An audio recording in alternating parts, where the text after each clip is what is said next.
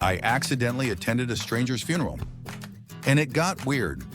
I was on my way to a friend's wedding, dressed in a sharp suit, clutching a gift, and running slightly late. The venue was a fancy banquet hall that apparently hosted multiple events at the same time. I walked in, spotted a room full of well-dressed guests, and quietly slipped into a seat. People were whispering softly, some dabbing their eyes with tissues. Weddings really are emotional, I thought, admiring the decor.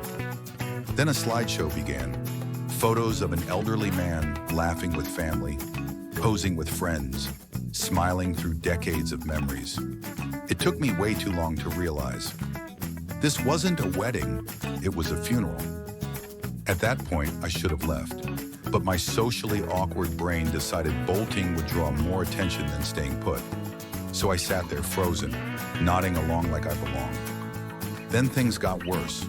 A woman beside me, his daughter I later learned, leaned over and whispered, "Thank you for coming. Dad talked about you often." What?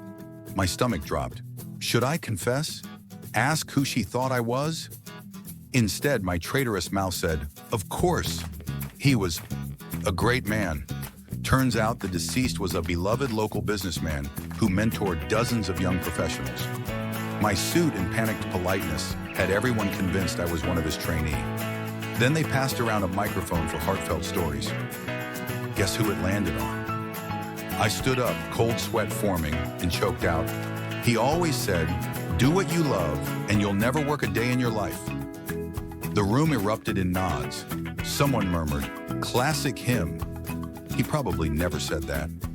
After 45 agonizing minutes, I finally escaped. As I reached the exit, an older man gripped my shoulder and said, "He'd be proud of you, son." I've officially retired from attending any event requiring a suit.